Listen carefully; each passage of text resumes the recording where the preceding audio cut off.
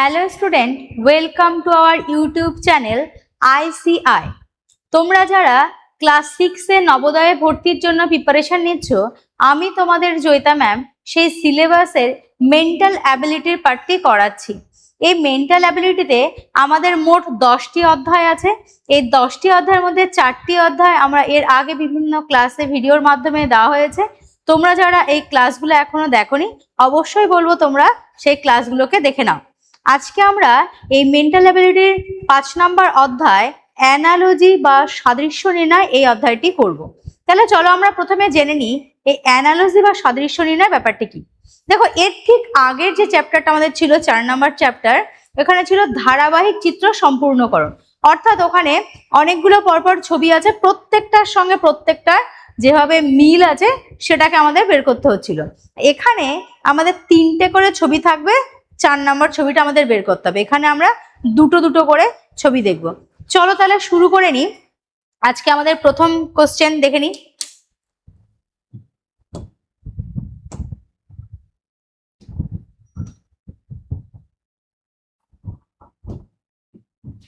দেখো তাহলে আজকের ক্লাসের আমাদের প্রথম প্রশ্ন। দেখো, আমি যে কথাটা একটু আগে বলছিলাম যে অ্যানালজি আর মানে সাদৃশ্য নির্ণয়, ধারাবাহিক চিত্র চিহ্নিতকরণ, তার দুটোর মধ্যে পার্থক্যটা কোথায়?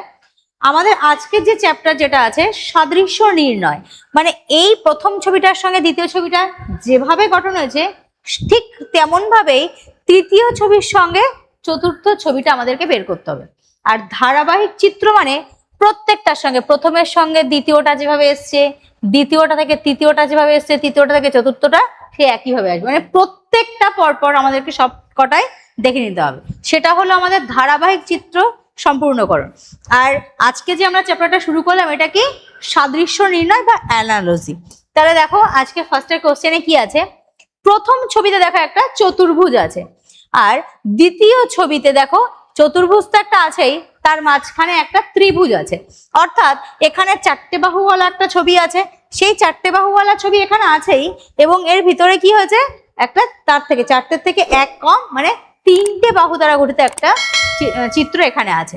তাহলে এখানে এই 3 নাম্বার থেকে 4 নাম্বার ছবিটা কিভাবে হবে? বাইরে যে পঞ্চভুজ, সেই পঞ্চভুজ তো আমাদের হবেই, থাকবেই, তাই না? এবং এই পঞ্চভুজ থেকে একটা বাহু কম হলে কটা হবে? চতুর্ভুজ। তার মানে এর মাঝখানে একটা চতুর্ভুজ হবে। সেটা কোথায় আছে? Option B. তাহলে আমাদের আজকে প্রথম কোশ্চেনের সঠিক অ্যান্সার কি হয়ে গেল? Option B. নেক্সট চলো দেখে নিই।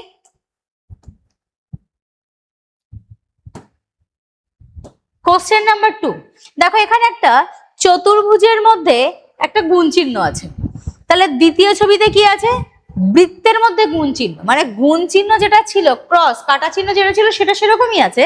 প্রথমে ছিল চতুর্ভুজের মধ্যে, সেটা হয়ে গেল কি? বৃত্তের মধ্যে। তাহলে এখানে দেখো মাঝখানে কি আছে? ভি মতো একটা অক্ষর আছে, তাই না? ভি এর মতন আছে দাগ দেওয়া, আর বাইরে একটা চতুর্ভুজ। তাহলে কি হবে? এখানে বাইরে হয়ে যাবে বৃত্ত আর ভেতরে ভি। কোথায় আছে? অপশন এ তে। তাহলে 2 নম্বর কোশ্চেনের কারেক্ট অ্যান্সার কি? Option A. Next question number 3। দেখো এখানে 1 2 3 4 5 6 6টি বাহু আছে।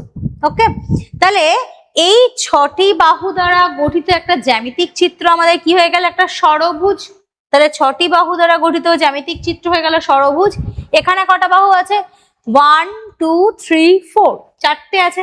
তাহলে 4টি বাহু দ্বারা গঠিত জ্যামিতিক চিত্র কোনটা হবে? অবশ্যই বর্গক্ষেত্র। তাহলে এখানে সঠিক অ্যান্সার হয়ে যাবে কি আমাদের? Option A. Next question number 4। এখানে দুটো বৃত্ত চাপ আঁকা আছে, অর্ধবৃত্ত। এপাশে একটা অর্ধবৃত্ত, এপাশে একটা অর্ধবৃত্ত। এবং দ্বিতীয় ছবিতে কি হয়েছে? সেই দুটো উল্টে গিয়ে একসঙ্গে একটা বৃত্ত তৈরি হয়েছে। তাহলে এখানে দুটো ত্রিভুজ আছে, তাহলে সেগুলোকে উল্টে একসঙ্গে লাগালে কি হয়ে যাবে? অপশন এর যে ছবিটা আছে সেই ছবিটার মতো হয়ে যাবে। তাহলে 4 নাম্বার কোশ্চেনের সঠিক অ্যান্সার হয়ে গেল কি? Option A. নেক্সট দেখে নাও কোশ্চেন নাম্বার 5। এখানে প্রথমে একটা চতুর্ভুজ আছে, আর পরে 3টে চতুর্ভুজ আছে। তাহলে এখানে একটা ত্রিভুজ আছে, এর পরে কটা ত্রিভুজ হবে? 3টে ত্রিভুজ হবে। তাহলে দেখো অপশন এ তে 3টে আছে, অপশন সি তে 3টে আছে, বি আর ডি বাদ। এবার দেখো এখানে দাগ দেওয়া ছিল, এগুলোতে দাগ দেওয়া নেই। তাহলে এখানটা দাগ দেওয়া নেই, তাহলে পরেরটাই কি হবে? দাগ দেওয়া হবে। তাহলে এখানে সঠিক অ্যান্সার কি হয়ে যাবে? অপশন সি হয়ে যাবে এটার কারেক্ট অ্যান্সার। নেক্সট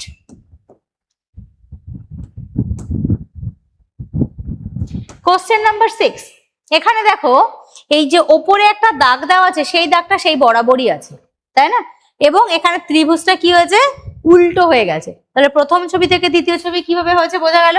তাহলে 3 নাম্বার ছবি থেকে চতুর্থ ছবিতে আমরা কি হয়ে যাবে, দেখো নিচের যে দাগ, এই নিচের দাগটা নিচেই থাকবে। তাহলে নিচে দাগ কটা আছে, দেখো এখানে একটা আছে, এখানে তো নিচে দাগ নেই, এখানেও নিচে দাগ নেই, এখানে একটা নিচে দাগ আছে।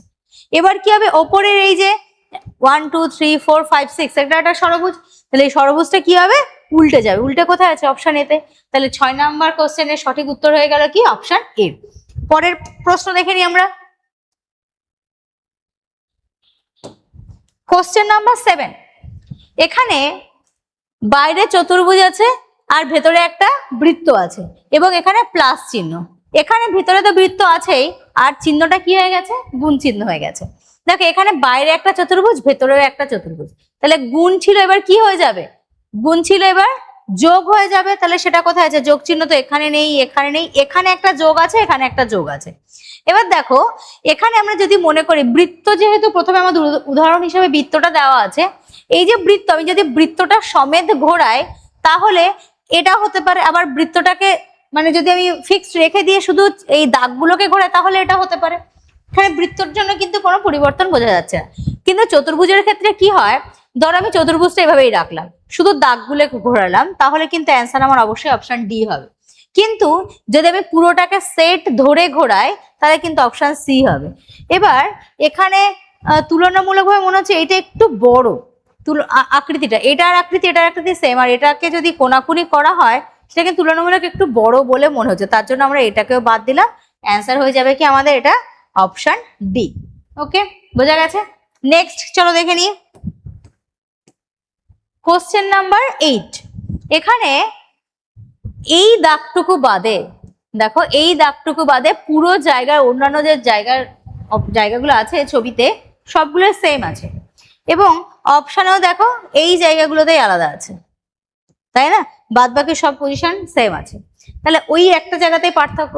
দেখো এখান থেকে এখানে যখন এসছে, প্রথম ছবি থেকে দ্বিতীয় ছবিতে এসছে, এই যে দাগটা ছিল এই দাগটা 45 ডিগ্রি ক্লকওয়াইজ ঘুরেছে। দেখো এই যে কত ডিগ্রি ঘুরলো, ক্লকওয়াইজ অ্যান্টি ক্লকওয়াইজ, এর আগে আমরা যেসব ক্লাসগুলো করেছি সেখানে কিন্তু এগুলো ভালোভাবে বলে দেওয়া আছে। তো আমি আর একবার একটুখানি বলে দিই। দেখো যখন আমরা দিক নির্ণয় করছি তাহলে এই জায়গাটা আমাদের ছিল দেখা গেল উত্তর দিক বা 0 ডিগ্রি ধরা হচ্ছে। এবার এই ডান দিকে যখন যাচ্ছে এটাকে আমরা বলছি ক্লকওয়াইজ, ঘড়ির কাঁটার দিকে, আর যখন উল্টো দিকে যাচ্ছে তখন আমরা সেটাকে বলছি অ্যান্টি ক্লকওয়াইজ, মানে ঘড়ির কাঁটার বিপরীতে। বোঝা গেছে? তাহলে এখানে আমরা দেখো এখানে তো এটা ছিল, এই দাগটা কি ডান দিকে ঘুরে গেছে, তার মানে কি ক্লকওয়াইজ গেছে।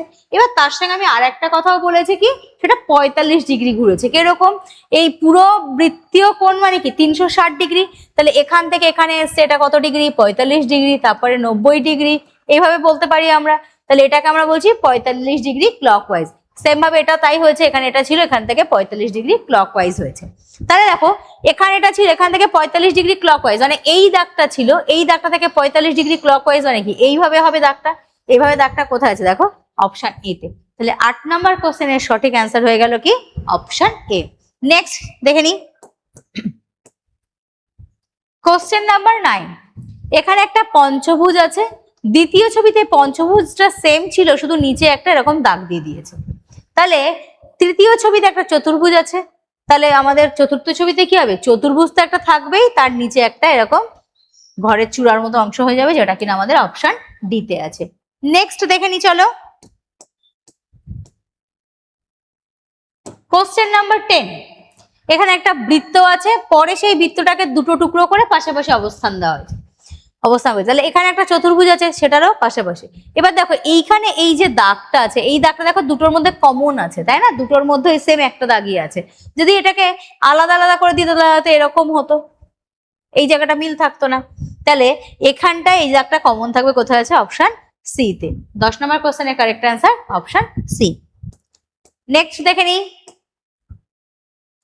Question number 11। এই কোশ্চেনটাতে দেখো এখানে ওপরে একটা বরফি আছে, তাই না? এবার এইটাই কি হয়েছে, নিচে চলে এসছে, এবং এখানে আকৃতিটা ছিল ছোট, এখানে হয়ে গেছে বড়, এটা এখানটা চলে এসছে।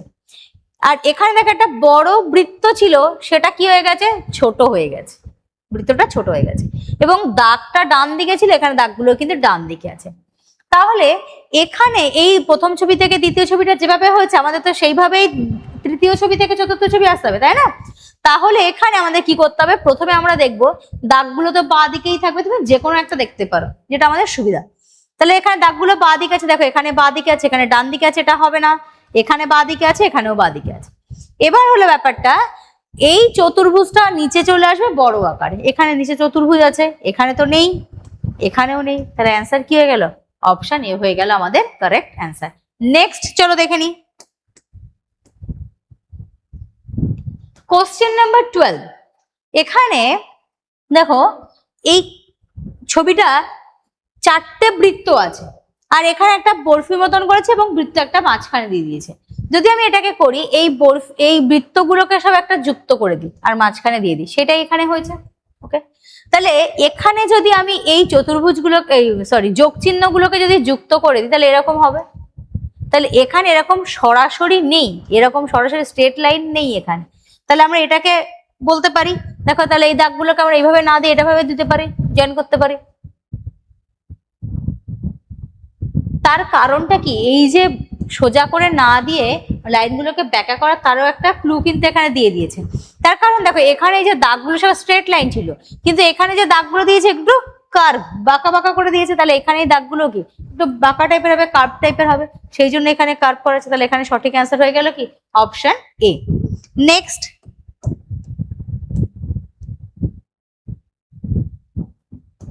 Question number 13।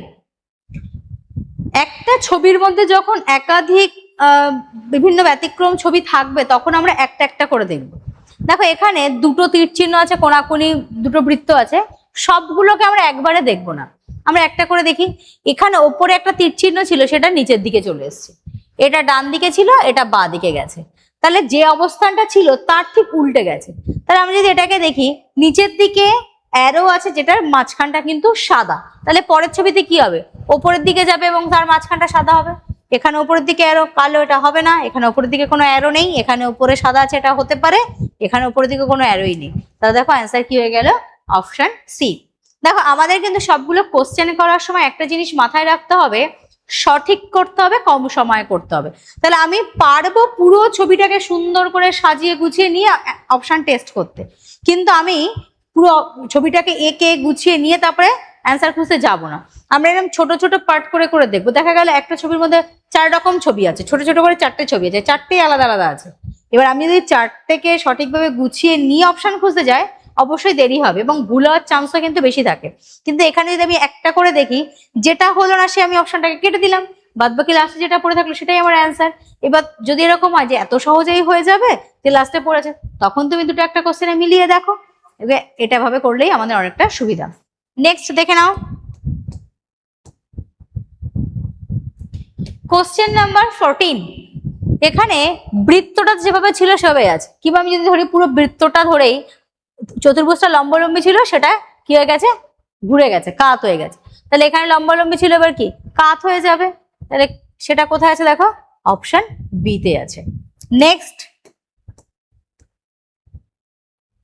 Question number 14। এখানে দেখো কি বলা আছে, বন জঙ্গল থেকে বাঘ সিংহ সব ধরে নিয়ে এসেছে, বাঘ ছিল হয়ে গেছে সিংহ, তাহলে হরিণ থেকে কি হবে। দেখো এখানে বাঘ থেকে সিংহ হচ্ছে, ব্যাপার এটা নয়, ব্যাপারটা কি, বাঘ ছিল মাংসাশী প্রাণী আর সিংহ কিন্তু মাংসাশী প্রাণী, তাই না? তাহলে হরিণ তৃণভোজী, তাহলে এখানে এমন একটা পশুকে বসাবো যে কিনা তৃণভোজী, তাহলে এগুলোর মধ্যে তৃণভোজী কে, ঘোড়া, ঘাস খায়, তাহলে এটা সঠিক অ্যান্সার হয়ে গেল কি, option D. Next, question number 16। এখানে দেখো এই অ্যারোটা এভাবে ছিল, এটা 45 ডিগ্রি ক্লকওয়াইজ। একটুখানি আগে একটা কোশ্চেন আমরা আলোচনা করেছি, 45 degree clockwise, anti clockwise, clockwise 90 degree, clockwise 135 degree, এগুলো কিভাবে হচ্ছে দেখিয়ে দিলাম ছবি দিয়ে, সেখান থেকে এটা হয়ে যাবে। তাহলে দেখো এখানে অ্যারোটা এভাবে ছিল, পুরো দাগটা কত ডিগ্রি ঘুরে গেছে আমাদের ক্লকওয়াইজ 45 ডিগ্রি, তাই না? মানে প্রথমে দাগটা এরকম ছিল, এবার হয়ে গেছে এরকম। তাহলে এখান থেকে এটা ঘুরলো ক্লকওয়াইজ তো হলোই, এবং কত ডিগ্রি ঘুরেছে? 45 ডিগ্রি ঘুরেছে। তাহলে এখানে এটা আছে, এখান থেকে কি হবে? 45 ডিগ্রি ক্লকওয়াইজ হবে। তাহলে দাগটা ছিল এরকম, তাহলে এবার কি হয়ে যাবে? এরকম হয়ে যাবে 45 ডিগ্রি ক্লকওয়াইজ ঘুরতে গেলে। তাহলে নিচের দিকে অ্যারো থাকবে, কোথায় আছে? অপশন সি আছে, অপশন এ আছে। তাহলে অপশন বি, অপশন ডি কাটা গেল, তাই না? এবার দেখো এর মাথাটায় ছিল কি? ফাঁকা। এই যে গোলটা ছিল, যার ভেতরটা কিন্তু ফাঁকা, কিন্তু এখানে যে গোলটা আছে এর ভেতরটা একদম ডট কাল। তাহলে এখানে যে ফাঁকা আছে, তাহলে এর পরেরটা কি হবে? পুরো কালো হয়ে যাবে। এটা তো ফাঁকা আছে, এটা হবে না। এখানে কালো আছে, এটাই হয়ে যাবে। তাহলে 16 দাগের কোশ্চেনের সঠিক অ্যান্সার হয়ে যাবে আমাদের কি? Option A. Next,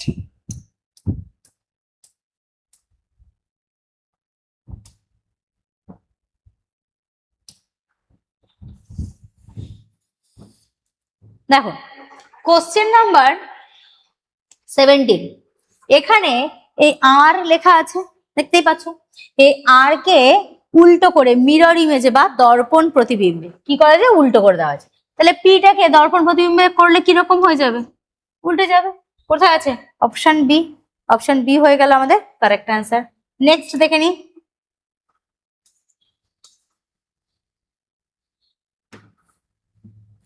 question number 18। এখানে দেখো কি বলা হয়েছে, এখানে গোলগুলো কিভাবে ছিল? আমি যদি ভাবি এইভাবে, মানে আমাদের যে 8টা দিক হিসাবে আছে, 8টা দিক হিসাবে দাগটা কিরকম হয়েছিল? এই হয়েছিল, তাই না? তাহলে এর পরে যে ছবিটা, প্রথম ছবি থেকে দ্বিতীয় ছবিটা কিভাবে এসছে দেখো, এইভাবে দাগটা এইভাবে চলে গেছে। মানে বৃত্তগুলো আগে এই দাগ বরাবর ছিল, এরপরে এই দাগ বরাবর এসছে। মানে 8টা যে দিক ছিল এখানে, তাহলে প্রথমটা ছিল এই দাগ বরাবর, এর পরেরটা আসছে এই দাগ বরাবর। তাহলে এখানে দেখো দাগটা কি আছে? এই দাগ বরাবর আছে, তাই না? তাহলে এর পরের দাগটা কি হবে? এই দাগ বরাবর হবে। তার মানে দাগটা এই হয়ে যাবে। তাহলে এইভাবে একমাত্র অপশন বি তেই আছে, এটাই আমাদের কারেক্ট অ্যান্সার। নেক্সট দেখে নি,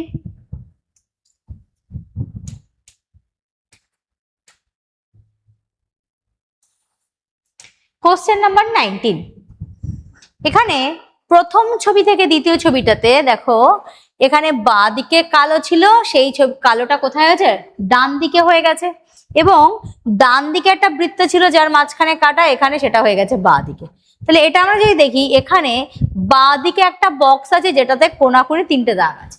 তাহলে এখানে নতুন করে যে ছবিটা হবে, তাহলে ডান দিকে হয়ে যাবে এই বক্সটা। যেহেতু এখানে বাঁ দিকে আছে, সেটা কি ডান দিকে হয়ে যাবে। তাহলে ডান দিকে দাগ দেওয়ালা বক্স দেখো, এখানে একটা আছে কিন্তু এটা সমান দাগ, তাহলে এটা হবে না। এখানে দুটোই কালো, এটা হবে না। এখানে দাগ দেওয়া আছে, এটা হতে পারে। এখানে পুরোটাই কালো, তাহলে এটাও হবে না। তাহলে দেখো অপশন আমাদের একটাই পড়ে আছে, অপশন সি। এটাই হয়ে গেল আমাদের correct answer. Next, question number 20। এখানে একটা অর্ধবৃত্ত আছে, সেটাকে সম্পূর্ণ হয়ে পূর্ণবৃত্ত হয়ে গেছে। মানে এখানে অর্ধেক ছিল, এটা সম্পূর্ণ হয়ে গেছে। এবার দেখো এখানে ত্রিভুজ আছে, তাহলে কি হবে? তোমাদের কিন্তু এটা অনেকের মনে হতে পারে যে এখানে একটা ছিল, দুটো হয়ে বৃত্ত হয়ে গেছে। তাহলে এখানে একটা আছে, দুটো, এটা কিন্তু নয়। দেখো এটা অর্ধেক ছিল, ডবল হয়ে গেছে, কিন্তু তার মাঝখানে যে দাগটা কিন্তু এক্সট্রা বোঝা যাচ্ছে না, তাই না? এখানে এই যে দাগটা, তাহলে এখানে থাকতো, এখানে তো নেই। তাহলে এখানে যদি আমরা এটাকে ডাবল করে দিই, কিরকম হবে? ছিল এরকম, তাহলে এটাকে ডাবল করে দিলে এরকম হয়ে যেতে পারে, তাই না? এখানে এই সেম মাপের এখানে একটা উল্টে আছে, তাহলে এই দাগটা থাকবে না। সেটা কোথায় আছে? অপশন সি তে। তাহলে আমাদের 20 দাগ নম্বরের কোশ্চেনের সঠিক অ্যান্সার হয়ে গেল কি? Option C. চলো নেক্সট দেখে নি, কোশ্চেন নাম্বার 21। এখানে ছিল ত্রিভুজ, হয়ে গেছে ষড়ভুজ। 3টি বাহু ছিল, 1 2 3, সেটা দেখো ডবল হয়ে গেছে, 1 2 3 4 5 6, ডবল হয়ে গেছে। এখানে কটা আছে? 1 2 3 4, তাহলে 4-এর ডবল কত হবে? 8। এখানে তো 5, এটা হবে না। এখানে 1 2 3 4 5 6, এটাও হবে না। এখানে 1 2 3 4 5 6 7, এটাও হবে না। এখানে 1 2 3 4 5 6 7 8, এখানেই আছে। তাহলে 21 দাগ নম্বরের কোশ্চেনের সঠিক অ্যান্সার হয়ে গেল কি? Option D.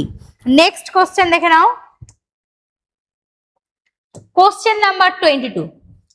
এখানে যে ছবিটি আছে, সেম ছবি আমাদের 2 নাম্বার ছবিতেও আছে, কিন্তু এখানে যে জায়গাগুলো সাদা ছিল, এখানে সেই জায়গাগুলো কালো হয়ে গেছে। এখানে যে জায়গাগুলো কালো ছিল, এখানে সেটা সাদা হয়ে গেছে। তাহলে এখানটা কি হবে? এখানে যে জায়গাগুলো কালো ছিল সেটা হয়ে যাবে সাদা, আর সাদা জায়গাটা হয়ে যাবে কালো। তাহলে মাঝখানে বরফির মতন জায়গাটা কালো কোথায় আছে? এখানে তো নেই, এখানেও নেই, এখানেও নেই, এখানে। তাহলে অপশন ডি হয়ে গেল আমাদের 22 নম্বর কোশ্চেনের কারেক্ট অ্যান্সার। ওকে, বোঝা গেছে? নেক্সট দেখে নিই কোশ্চেন নাম্বার 23। এখানে দেখো 7 লেখা আছে, 7টাকে এখানে লেখা আছে। দেখো এখানে বলার সময় আমরা বলতে পারি যে 7টাকে উল্টে লিখেছে। তাই যদি হয় 9টাকে উল্টালে কিরকম হবে? ঠিক আছে, এবার ব্যাপারটা যে 7টাকে যে শুধু উল্টেই লিখেছে এটা কিন্তু নয়। এই 7টাকে মিরর ইমেজ, ওয়াটার ইমেজ দুটোই করা হয়েছে। কিরকম? ধরো এখানে আমি লিখলাম 7, মিরর ইমেজ বা দর্পণ প্রতিবিম্ব, ধরো এটা পাশেরটাকে দর্পণ ধরলাম, তাহলে এই 7টা কিরকম হয়ে যাবে? এরকম হয়ে যাবে, তাই না? এবার এই ছবিটাকে কি হয়েছে? ওয়াটার ইমেজও করা হয়েছে, জলজ প্রতিবিম্বও করা হয়েছে। সেটা কিভাবে হয়ে যাবে? এরকম হয়ে যাবে। বোঝা গেছে? মানে আমার 7 ছিল, সেটাকে প্রথমে দর্পণ প্রতিবিম্ব করলাম, তারপরে সেটাকে জলজ প্রতিবিম্ব করলাম। এই 7টাকে করিনি কিন্তু, প্রথমে এখান থেকে এটা করেছি, ঠিক আছে, কিন্তু যখন জলজ প্রতিবিম্ব করছি এটাকে করছি না। এই যে দর্পণ প্রতিবিম্ব যে ছবিটা হয়েছিল সেটাকেই আমি জলজ প্রতিবিম্ব করছি, তারপরে আমার এখান থেকে এটা এসছে। তাহলে 9, এই 9কে প্রথমে আমি যদি দর্পণ প্রতিবিম্ব করি কিরকম হবে? তাহলে এর ব্যাপারটা এরকম হয়ে যাবে, তাই না? 9কে দর্পণ প্রতিবিম্ব করলে এরকম হয়ে যাবে, তারপরে সেখান থেকে জলজ প্রতিবিম্ব করলে কিরকম হয়ে যাবে? 6। তাহলে অ্যান্সার হয়ে যাবে কি? Option C.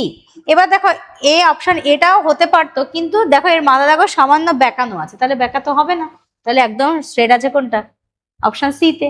তাহলে এটা আমাদের correct answer. Next question number 22। এই কোশ্চেনটাতে অ্যান্সার দুরকম হতে পারে। দেখো এখানে যোগ চিহ্নের পাশে একটা বৃত্ত দেওয়া আছে, আর এই ছবিতে কিন্তু কোনো বৃত্ত নেই। আর এখানে এর পাশে একটা বৃত্ত দেওয়া আছে, তাহলে এখানে অ্যান্সারে কি? কোনো বৃত্ত হবে না। দেখো এখানে একটা বৃত্ত আছে, এখানে একটা বৃত্ত আছে, তাহলে এই দুটো তো হবেই না, তাই না? আচ্ছা, এবার এই দুটো দেখো, এখানে এই যে বরাবর যে সোজা বৃত্তটা দেওয়া আছে তার সমান্তরালে আর একটা দাগ হয়েছে। ওকে, তাহলে এখানে যে সোজাসুজি বৃত্ত দেওয়া আছে তার সমান্তরালে একটা দাগ হবে। এবার এই অ্যারো চিহ্নটা আমি যদি বলি এই যে এই দাগটা এই সমান্তরালে, তাহলে দেখো এটা প্রায় এর মাঝখান মিডিল বরাবর এসছে। তাহলে এইটা যদি উপর নিচে একটু সরে যেত তাহলে আমরা বুঝতে পারতাম উপরের উঠেছে কিংবা নিচে নেমেছে দাগটা, সেটা তো বোঝা যাচ্ছে না। তাহলে এই যে দাগটা এর সমান্তরালে, এবার এই অ্যারোটা এই দাগের উপরে হবে না নিচে হবে, এটা কিন্তু একটু আমাদের এখানে ঠিক ক্লিয়ার বোঝা যাচ্ছে না। ঠিক আছে, তাহলে আমাদের এখানে অপশন সি, অপশন ডি দুটোই কিন্তু অ্যান্সার হতে পারে।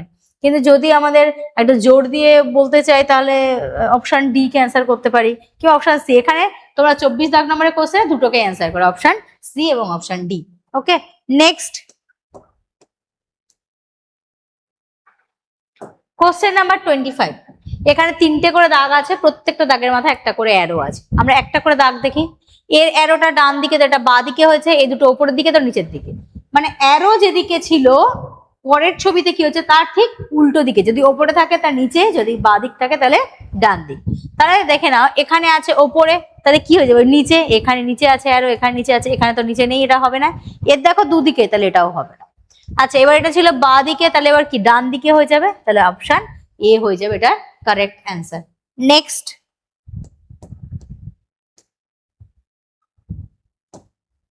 Question number 26। আমরা এতক্ষণ পর্যন্ত যে কটা কোশ্চেন করেছি সে কটা থেকে তুলনামূলকভাবে এই কোশ্চেনটা হয়তো একটু তোমাদের কঠিন বলে মনে হতে পারে। তা আমরা দেখে নিই, একদমই কঠিন লাগবে না, বুঝে নিলে সহজ পদ্ধতিতে দেখে নিই। দেখো একটু আগে একটা 7-9 দিয়ে একটা কোশ্চেন ছিল, ওখানে আমরা যখন দেখলাম যে দর্পণ প্রতিবিম্ব জলজ প্রতিবিম্ব কিভাবে হয়, এখানে কিন্তু সেম, এখানে জলজ প্রতিবিম্ব করা হয়েছে। কিরকম দেখো, জলজ প্রতিবিম্ব মানে আমরা ধরি নিচের দিকে আয়নাটাকে বসানো হয়েছে, পুকুরের জল, নদীর জল বা আয়নাটা নিচে রাখা হয়েছে, তাহলে কি হবে? আয়নার কাছেরটা কাছে প্রতিবিম্ব তৈরি হবে, আর আয়না থেকে তুমি যত দূরে সরে যাবে প্রতিবিম্বটা তোমার থেকে তত দূরে সরে যাবে, তাই না? তাহলে দেখো এবার কিন্তু যখন আমরা জলের সামনে জলজ প্রতিবিম্বে যখন হয় আমাদের, ধরো পুকুরের পাশে বা নিচে কোনো আয়না দিয়ে যখন দেখি, সেখানে কিন্তু বাঁ হাতটাকে বাঁ হাত মনে হয়, ডান হাতটাকে ডান হাত মনে হয়। ডান হাত বাঁ হাত পরিবর্তন কখন হয়? যখন আমরা দর্পণ প্রতিবিম্ব দেখি, যখন কোনো আয়না আমাদের পাশে বা সামনে আমাদের সমান্তরালে থাকে তখন। কিন্তু আয়নাটা যদি নিচে থাকে বা পুকুরের পাড়ে বা নদী জলের পাড়ে যদি আমরা দাঁড়াই, তখন দেখবো মাথাটা নিচের দিকে চলে গেছে আর পাটা উপরের দিকে আসছে। আর বাঁ হাত কিন্তু বাঁ হাত আছে, ডান হাত ডান হাতে আছে, পরিবর্তন হলো এটাই। তাহলে এখানে দেখে নি, এখানে যেহেতু জলজ প্রতিবিম্বের কথা বলা হচ্ছে, দেখো বাঁ দিকে দাগ আছে, ডান দিকে অ্যারো, তাহলে এটা কি হবে, ডান দিকে অ্যারো আর বাঁ দিকে এরমই থাকবে।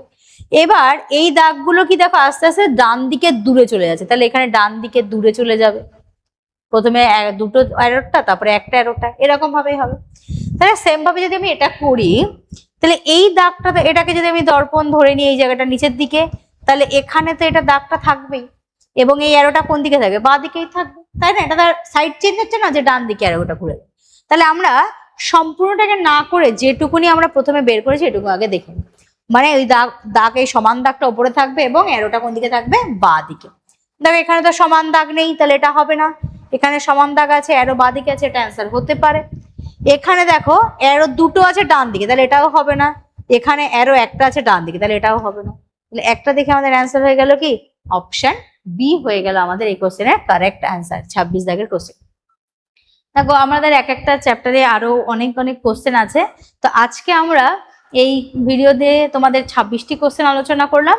এই চ্যাপ্টারে আরো কিছু কোশ্চেন বাকি আছে যেটা কিনা আমরা নেক্সট ক্লাসে করবো।